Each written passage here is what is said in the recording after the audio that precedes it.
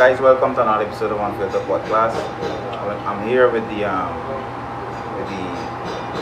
the the fun, laughable Gregory. The guys that always come on TikTok and give you these pep talk and just say what's on his mind. But a lot of you don't know that this guy is a pioneer. I see him as a pioneer.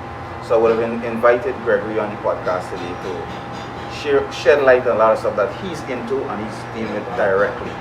And we must say big kudos to our sponsors.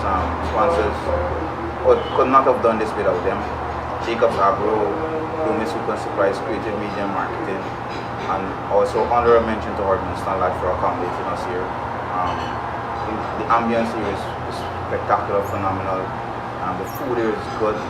Had some drinks already, it was very, very good. So before further ado, let me turn all cameras and mic over to Gregory and Mr. Gregory Shaw. He's going to tell you a little bit about himself, then we're going to diverge into our topic, which will be booming real estate, or we would call it Airbnb, the oil and gas boom in Guyana, and also branding, because he's also the owner of Shaw's Media and graphic design. So, Gregory. Alright bro, thanks for having me. As you already know, I'm Gregory Shaw. I'm an entrepreneur in Guyana. I currently operate in the print industry. I have a printer called Shaw's Media. I also invest my money into real estate. As my brother here said, we're investing into apartment buildings, into what we call the real estate boom right now, into the Airbnbs, into the short-term rental. We have a lot of people coming into Guyana for conferences and meetings, and all spin off from the oil and gas industry. So I'm involved in that. I'm making TikToks for fun, trying to inspire people, make people laugh. So a lot of you might have seen me on TikTok just wilding out sometimes or being serious, but yeah, I'm a very dynamic person, and I just like to have fun, but I like to make money also. So let's jump into it. So first topic we want to touch on is I know I would have seen you take a literally, I would say, small space and do a two-story apartment in we would call a regular I know in the Caribbean we would say studio apartment. So you would take a studio apartment making the 2 stories with there's balcony and all this kind of stuff.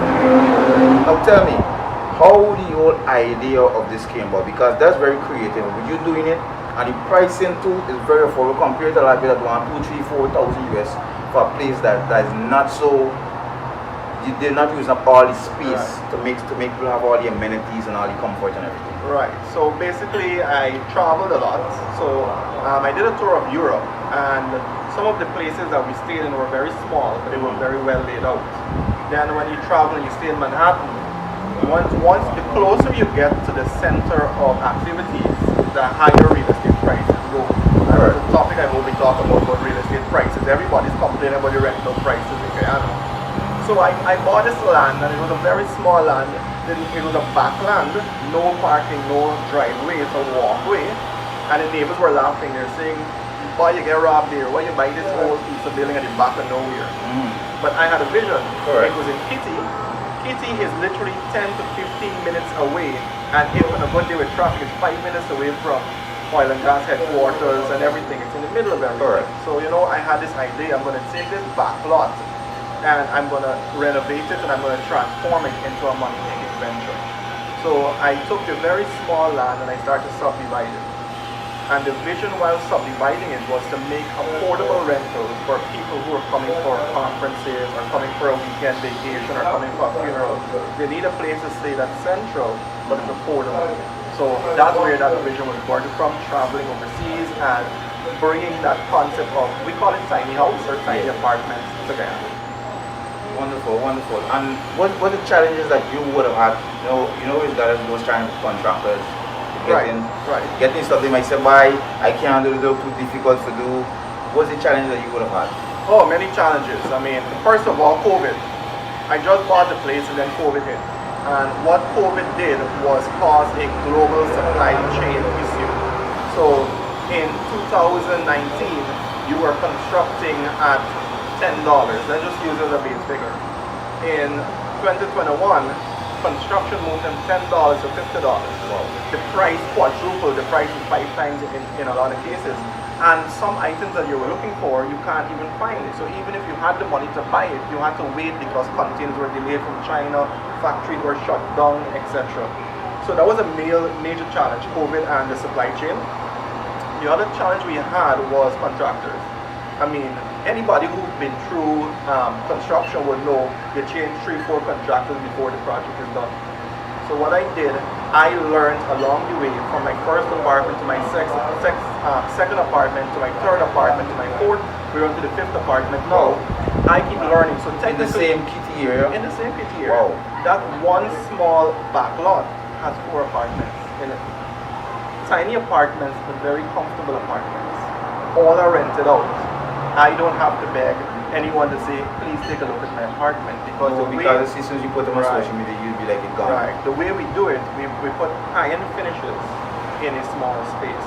Because what I noticed too, not cutting, what I noticed too is your apartments, them they're literally like has everything. So all you have to do is just bring your clothes in, get some groceries, just move in. You have utensils, plate, teacup, everything. Right. We call it move-in ready. Yeah. So moving ready means, listen, you come, they have the towels and everything. So basically you bring your suitcase and that's it. And the other good thing that we provide is we provide hot and cold water. We provide pressure pump system. We provide filtered water. So we have all those amenities that people are accustomed to in the first world countries who are coming together. One of my clients, I would call them clients from Airbnb, told me just a few days back, he's like, listen, this is far better than a hotel room. By far. And it's a fraction of the cost of a hotel room. I'm definitely rebooking. So many Guyanese out there, and I'm speaking to those who have a downstairs that you don't use in a bottom house, or you have a whole storeroom that you're not using. These are all avenues that you can explore to turn that into rental income. Once you have a vision, you'll be able, and tons of people have reached out to me and I've been able to help them, guide them, give them ideas, etc. And that's good. So in terms of, I know there's the amenities, there's the design, there's the comfort and everything. But a lot of people, I mean, when doing these apartments, you find that the American embassy and these embassies put out warnings if you don't go certain areas in terms of security concerns. Right. So what are you doing pertaining to the security concern of your apartments? Well, first of all, Kitty is a very secure area. Where I am in Shell Road, the police station is literally 20 seconds of walk away. So it's quite central. And the Airbnb culture is more people who come here, they've done their research, they either have a taxi picking them up, they have a driver dropping them off, and they literally walk into the yard. The neighborhood is very safe. I have all my neighbors know me. So basically I haven't hired security services as yet because there's no need for it. However, everything within 10 minutes or 15 minutes of the city center would be considered as central. So even some areas that we might, as Guyanese, look at as less desirable, and you have a space, you can develop that area. Just add security to it, and factor in that cost. A lot of people say, well, security costs a lot of money, but factor in that security cost into the rental. So if you're charging $45 a night, charge $55 a night. So that $10 multiplied by the 30 days or whatever goes into paying that security service. So it's all about thinking smart. A lot of us, we're stuck in that conventional way of thinking, you know, and we have this I can't attitude, you know. I can't do this, I can't afford that. No, you can do anything. You just have to put your mind to it and find creative ways to do it. And I think that I can't think is a Guyanese culture. I think we gotta come out of it. And you would I mean, when I see your apartment, like wow. And you find that a lot of these are rented. Even come to the renting that cater for the locals. I think the need is better because a lot of people complain that the places then that will have to just put another plate, put the vendor on the ground, put a cupboard, and cost $70,000. Right. So it's a balancing act, and I'm glad you brought up that question because a lot of people are they're exploiting the opportunity and providing no value for that exploitation. Now we have to understand, if you go to Manhattan and you're renting a small space, smaller than my space that you see in Manhattan, you're paying $4,000 US for a very cramped space. Because the location. Manhattan is the center, Wall Street is there, you have all the businesses there. If you go into Queens, you will find a larger space for half the cost. So the closer you get to the hub of activities, the more expensive things will get. I lived in Trinidad for a little while. It's the same thing. I lived in Colombia.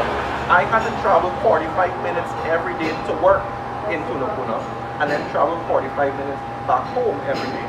Now that was normal because Trinidad had gotten accustomed to the development that happened. So the closer you get to Port of Spain, the more expensive rental became because why? You're 5 minutes drive from your meeting. Now what's happening in Guyana, we're seeing a urban to rural shift. Now it was always a rural to urban, but now we're seeing the reverse, and that means that development will start to expand outwards. Because those of us who cannot afford to live in Georgetown, we're going to complain, and that's why I say it's a balancing act. Because we are constantly paying 60 grand and 50 grand in Georgetown. No longer that's the case. So now you have to go to Diamond, you have to go to Farm, you have to go up to Monaco, you have to go up to Lusignan, you have to go further out to find affordable living.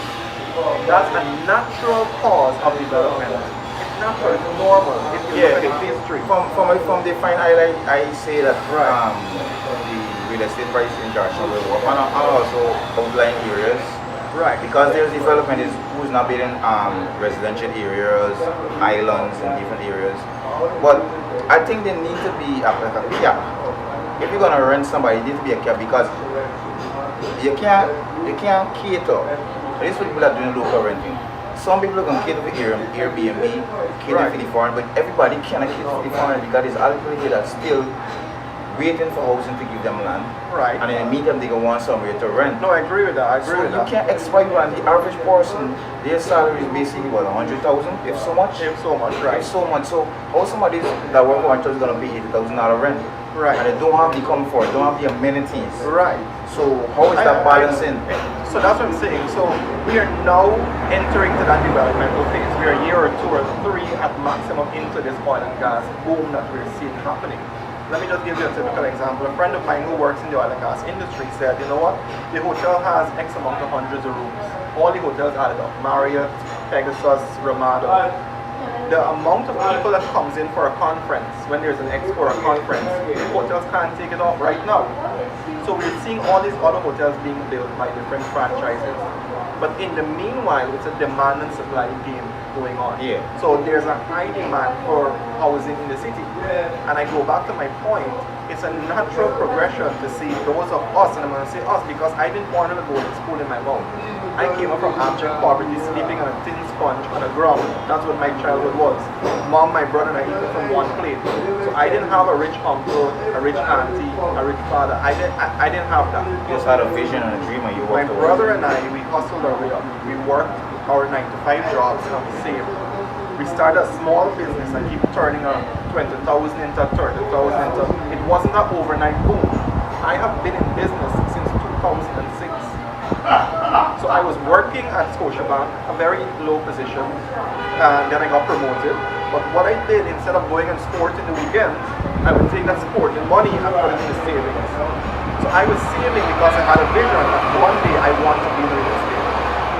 And as my business grew, or we called our side hustle, as that side hustle grew, and it overpaid me than what my job was paying, I decided, okay, it's time to take the leap, leave that job, and focus on my business. In 2007, I launched out my full-time business. I had some big failures, lost millions of dollars, but all of those were learning experiences. So now that I've positioned myself, and I did all kind of things. I went into the interior gold mining. Once I was in gold mining, jetting and maracking and all kind of things. Just to live, continue that dream and that plan. Just to save, clear up expense, and have a vision and to fulfill that vision. So it's not an easy road, but if you have a vision again and you stay firm to it, you will achieve. So going back to the point you're making about the disparity is, we will have to understand that the people who can't afford to live within the city will have to move a little outwards. And I'm seeing some guys do some real amazing things. They are developing places in Diamond and Farm and Monaco, and they're doing it very well, and they're charging a small rent because the demand isn't out of the city. Correct. The demand right now is in the city. In a few years, it might level out because all these hotels and so on will be fully built. They'll have enough room for those were Adequate coming amount down, in the city, yeah. and it will balance off. But for now, you can't run away from it. If there is a demand and there's a shortage in the supply, prices will go up. And that's what's happening with the real estate market. So unfortunately, those who can't afford it, you're talking about a cap, will have to say, you know what, I'm not going to complain. I'm not gonna bicker. You know, our pastor said earlier tonight, you have a choice to be happy. All right, it's gonna happen whether you complain or not. Now, what the government needs to do, and I see them doing it, is they're building wider roads. They're putting more access to go into these outlying areas, as we will call outlying. Certain areas you and I would think twice about going and living in, those are now front areas. Those are now main road areas. So what we're seeing is what happened in Barbados, what happened in Trinidad, what happened in all these other developed islands. Guyana is now going through a development curve. What we need to do is educate our brothers and sisters here how to adjust to this development. You understand? I think, because I myself I applied a few years ago for land. Right. I recently applied back. I think a lot of people should take opportunity to apply for land, apply for the turnkey houses, and get your money ready so you can rid yourself of the burden of paying rent. They should pay the bank and pay rent. But like I said, you can't, at the end of the day, still, you can't, as people say, put your hat where your hand can't reach. Right. So we need to be responsible also, not just as real estate owners or property owners, but as person that renting houses from people, you be responsible too, because these people have bills that they have to pay. So you can't rent house and then expect, 3-4 months, or take a rent because you really want to pay. Take a $80,000 rent and know that your budget can't meet up.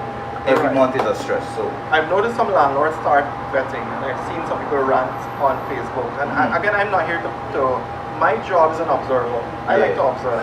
I've seen some posts on Facebook where people saying, I wanted to rent a place and they asked me for job letter, they asked me for reference, they asked me for previous place I've rented, contact with the previous landlord. Why are people asking that? Because certain people move into your house and every month it's a fight to get your rent. And when they can't pay 3-4 months rent, it's a fight to get them out. Got the court system. And you could put a lien and they could put a this and they could put a that and all these other maneuvers, and they already have people by the time you know it's 6 months. And when they finally have to move, what they do, they trash the place. They break up this, they break up that. So it's a balancing act. Also, what you have to understand, the cost of construction is phenomenal. Yeah. As a landlord, the cost 200%. Right. So the cost for me to develop one of those apartments is in the millions and millions of dollars. I'm not trying to make my money back overnight, but also if I invest X amount, I need to have a return of X amount. It's simple. To make it back within a time span. Right? So when as a renter you're saying these people with the field, they only cater for this and they don't know. So it's costing us money to invest into this market. And it's cost us a lot of money. You understand? So again, we need to strike the balance, because I'm speaking from a person who used to rent and a person who's renting now to others. We need to find that balance. Now I see a lot of people, as you said earlier. Yeah, sure. I love it. You getting the recording there? Yeah. Let me know where you want to start from. No, continue. Right. So there's a lot of people, as you said earlier, who are putting up, I would say, some nasty stinking place. Some real horrible place. Real horrible. And calling $200,000 a month. And the description is conveniently located. Not because you're conveniently located means you can put somebody in a rat hole to live. I feel that's a convenient word to use. Right. And another thing you have to understand is the influx of the Cubans and the Spanish people here who come to apply for their visas. So now a lot of these other nationals have to come to Guyana to apply for their US visa. So they're coming in and these people are exploiting them by saying, listen, you're here for 2 weeks to process your visa. Alright, so it's $80 a night. And if you see the place, this place, I wouldn't even want my enemy to go live in there. But why? Because the demand is so great and the non-nationals want to be closer to the embassy for their appointment, they're going to take it irrespective of. Then there's the Venezuelans who are coming here to escape the oppression in Venezuela. They are living in, I would call, hellholes. I've spoken to some of them. So they're here, they can't do better, they're immigrants, they're refugees basically. And we have a lot of guys who are exploiting that and saying, listen, this 1 bedroom, 10 of y'all can stay in it. That's what's happening right now. So we have to find a balance between humanitarian and making money. And for me, money is never my motivation. Developing, setting a foundation for a better life, that's my motivation. But I have core values. And I advise anyone who's going to get into this real estate market to have core values. What is going to guide you in giving these people a price? What is going to guide you in giving them a value for that apartment? So when I'm doing an apartment, my core value is if I won't live in it, I wouldn't want someone to live in it. So all my apartments I build for me to live in. Understand. Another thing, another topic, as soon as we will put a close on the Airbnb or real estate. Another topic is, and I will find this discussion with a lot of small businesses because a lot of people came with some good ideas, good concept, but they don't go the long haul for it. They just see it as, alright, cool man, alright, good, whatever. Or they will create a Facebook page, have it there and be like, they thinking that they put a cap on themselves. Alright, they getting 10 clients a day is good enough for me. Right. Branding. I mean, I know you do branding for a lot of companies in terms of graphic designing, layout and this kind of stuff. Right. Even everything to do with graphic design, posters and so on, banners you do. So I mean, you're the first person to answer this question. How serious is branding? Because a lot of people don't take branding serious. Right, so the market is becoming saturated. It's not saturated, it's becoming saturated. What oil and gas does, it's like the light that attracts a lot of flies. Yeah. Now, I don't say flies in a bad way, just In a a good way, concept. yeah. Right, in a good way. So we're going to see the Trinidadians trying to come. Correct. We're going to see the Suriname companies trying to come. The companies from the US are going to try to come. UK, Canada. Barbados, all of them are going to try to come. They're bringing their experience from the first world, or the developed brand world. also. They're bringing their brand, and they're bringing their technology and machinery. They have far more capital than us as Ghanaians. What I'm glad about, to some extent, we're seeing the local content legislation protecting the Guyanese companies. For example, some companies come to meet the brand, and some of the other companies, they make sure